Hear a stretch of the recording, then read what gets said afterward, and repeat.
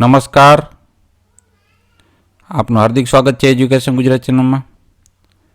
આજે આપણે ધોરણ 9માના પ્રેક્ટિસ વર્કના ચેપ્ટર 4 દ્વિચલ સુરેખ સમીકરણનું સ્વાધ્યાય 4.1 શીખવાના છીએ. આ ચેપ્ટરનું આ પહેલું સ્વાધ્યાય છે.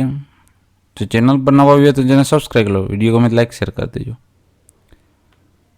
પ્રશ્ન પહેલો છે, નીચેના દરેક સમીકરણને દ્વિચલ સુરેખ સમીકરણના પ્રમાણિત સ્વરૂપમાં દર્શાવો તથા દરેક સમીકરણ માટે એ, બી અને સીની કિંમતો જણાવવાની છે. પહેલો દાખલો છે 5x + 3y = 45. તો આમાં એબીસીની કિંમતો કઈ રીતના મેળવવી તમને સમજાવું. તો સૌથી પહેલાં આપેલ જે સમીકરણ છે બરાબર, એમાં જમણી બાજુ 0 આવી જાય એ રીતના આપણે ગોઠવવાનું. તો 5x + 3y +45 છે, બરાબરની ડાબી બાજુ આવશે એટલે -45 થઈ જશે. બરાબરની જમણી બાજુ કશું જ નથી એટલે 0 થઈ ગયું. પહેલાં આ રીતના આપણે સમીકરણ લખવાનું.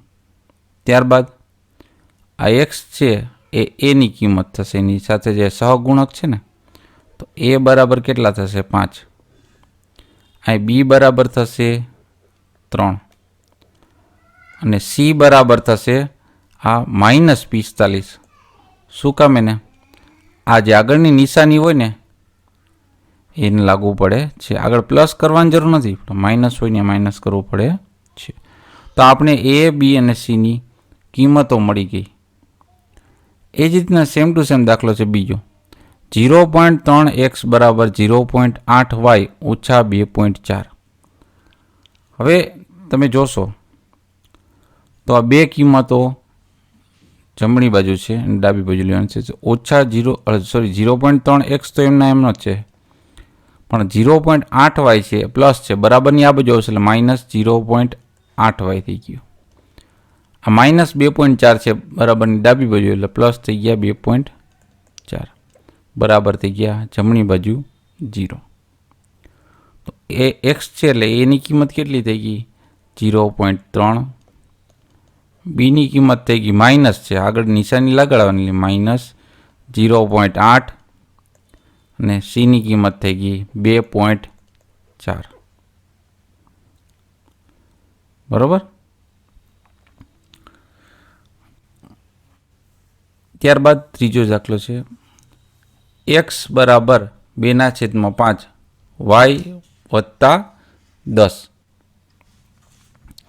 તો x તો ડાબી બાજુ છે એમને એમ, આ +2/5y એ બરાબરની ડાબી બાજુ એટલે -2/5y થઈ ગયા. +10 હતા બરાબર ડાબી બાજુ -10 થઈ ગયા, બરાબર 0. તો એની કિંમત અહીંયા સહગુણકમાં કાંઈ નથી પણ 1 હોય એ 1x બરાબર, એટલે એ બરાબર 1 થયો. બી બરાબર -2/5 અને સી થશે બરાબર -10. તો આ રીતના આપણે એબીસીની કિંમત શોધી. આગળ જોઈએ બીજા દાખલા હોય પહેલાં. ચોથો દાખલો છે 5x - 3y = 18. તો બે કિંમતો ડાબી બાજુ જ છે, 5x - 3y 18 છે, જમણી બાજુ ડાબી બાજુ એટલે પ્લસના 18 ના થઈ ગયા -18 બરાબર 0. તો અહીં આપણે એની કિંમત શું મળશે તો કે પાઈ, સહગુણકમાં શું છે પાઈ, તો એ બરાબર પાઈ. બી બરાબર -3 અને સી બરાબર થશે -18. ત્યારબાદ દાખલા નંબર 5 જોઈએ. 6x - 5y = 4.27 છે. એમાં અહીંયા માઇનસ નિશાની છે બરાબર ને. તો 6x - 5y તો ડાબી બાજુ છે જ, આ પ્લસ છે જમણી બાજુ ડાબી બાજુ એટલે માઇનસ થઈ ગયા 4.27 બરાબર 0. તો એની કિંમત આપણે મળી ગઈ 6, બીની કિંમત મળી ગઈ -5 અને સીની કિંમત મળી ગઈ -4.27 બારવાળો, બરાબર. ત્યારબાદ છઠ્ઠો દાખલો છે 2y ઓછા 3x બરાબર 14. તો 2y ઓછા 3x તો ડાબી બાજુ જ છે, 14 છે જમણી બાજુ, ડાબી બાજુ હશે પ્લસના થઈ જશે -14 બરાબર 0. તેથી એ બરાબર થશે અહીંયા x શું છે તો -3. અહીં ધ્યાન રાખજો ક્રમ આડોવડો છે એટલે એ બરાબર આ x છે એટલે એ બરાબર થશે -3, b બરાબર થશે 2 અને c બરાબર થશે -14. ત્યારબાદ સાતમો દાખલો છે y બરાબર x વત્તા 5. તો y તો ડાબી બાજુ જ છે, x છે એ જમણી બાજુ આવશે એટલે -x થઈ જશે, 5 છે પ્લસ એ પણ જમણી બાજુ ડાબી બાજુ આવશે એટલે -5 થઈ જશે બરાબર 0. તો અહીંયા આપણે એની કિંમત મેળવવી હોય તો x શું છે 1 છે પણ કેવો અહીંયા માઇનસ છે એટલે -1. b બરાબર અહીંયા y ની આગળ સહગુણમાં 1 છે એટલે b બરાબર 1 અને c બરાબર થશે -5. આઠમો દાખલો છે 3x બરાબર 2y પ્લસ 1.5 બરાબર. તો એમાં પણ એ રીતના 3x ડાબી બાજુ છે, આ 2y છે પ્લસ હતા બરાબર, અહીંયા બાજુ આવ્યા ડાબી બાજુ, જમણીથી ડાબી આવ્યા એટલે પ્લસ નથી ગયા -2y, આ પ્લસ હતા એના થઈ ગયા -1.5 બરાબર 0. એ બરાબર થશે અહીંયા xની સાથે સહગુણકમાં શું છે 3, તો એ બરાબર 3, b બરાબર -2 અને c બરાબર થશે -1.5 બાર. તો આ રીતના આપણે ABC મેળવતા શીખી ગયા. દાખલા નંબર જોઈએ, પ્રશ્ન નંબર બીજો, નીચેના દરેક સમીકરણને દ્વિચલ સુરેખ સમીકરણ તરીકે પ્રમાણિત સ્વરૂપમાં લખવાના છે. હવે પ્રમાણિત સ્વરૂપમાં લખવા માટે દ્વિચલ સુરેખ સમીકરણને પ્રમાણિત સ્વરૂપમાં લખવા માટે શું થશે આમાં જુઓ, 5x બરાબર પછી y વાળો છે ભાઈ ચલ તો નથી, તો શું કરવાનું +0y.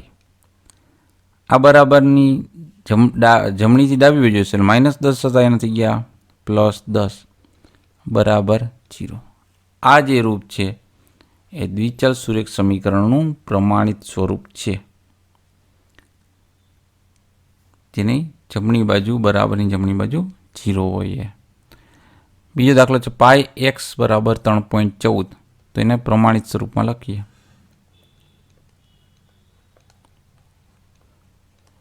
તો x વાળું તો છે કે πx છે, આ y વાળું છે તો કે નથી, તો શું કરવું +0y. જમણી બાજુ છે 3.14 એ ડાબી બાજુ એટલે -3.14 થઈ ગયા બરાબર 0. એનું પ્રમાણિત સ્વરૂપ થઈ ગયા. ત્રીજો દાખલો 4y બરાબર 24. તો આમાં y વાળું સ્વરૂપ છે, x નથી, તેથી આપણે પ્રમાણિત સ્વરૂપમાં શું લખવું જશે, પ્રમાણિત સ્વરૂપમાં આ x નથી તો 0x કરવાનો, +4y. 24 છે પ્લસ છે, જમણી ડાબી બાજુ હશે -24 બરાબર 0 થશે. એ જ રીતના ચોથો દાખલો છે 3y બરાબર -11. એને પ્રમાણિત સ્વરૂપમાં લખીએ.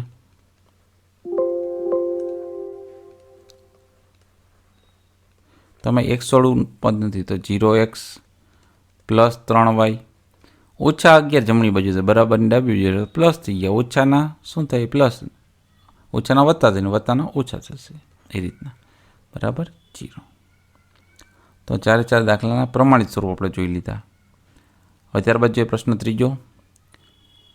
પ્રશ્ન ત્રીજો શું કહે છે કે 3 મોસંબી તથા 6 નારંગીની કુલ કિંમત ₹210 થાય છે.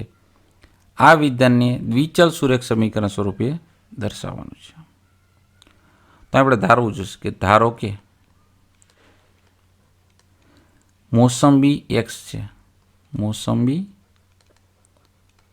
x છે, તો કેટલી મોસંબી છે, 3 મોસંબી છે.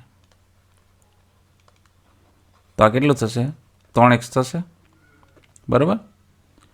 નારંગી માટે આપણે y ધારીએ, તો નારંગી માટે y ધારીએ છીએ, બરાબર. નારંગી કેટલી છે? 6 નારંગી છે, તો એ શું થઈ જશે? 6y થઈ જશે. તો આની કુલ કિંમતનો સરવાળો છે, બરાબર. કેટલો થાય છે કુલ કિંમત? એટલે સરવાળો 210. તો કે 3x વત્તા 6y એના બરાબર થશે 210 રૂપિયા, બરાબર.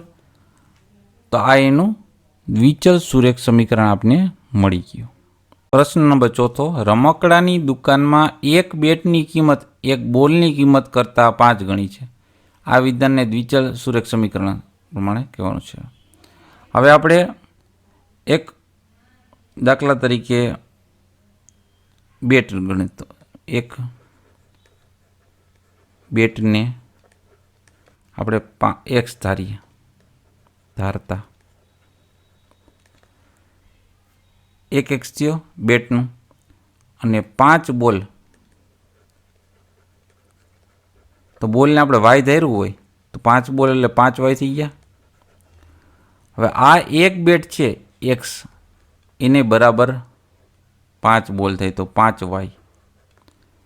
આ એનું દ્વિચલ સુરેખ સમીકરણ આપણે મળી ગયું. તો આ આપણે સ્વાધ્યાય 4.1 4 પ્રશ્નોના સોલ્યુશન જોતા રહો એજ્યુકેશન ગુજરાત ચેનલ. શીખતા રહો. Thank you. આભાર.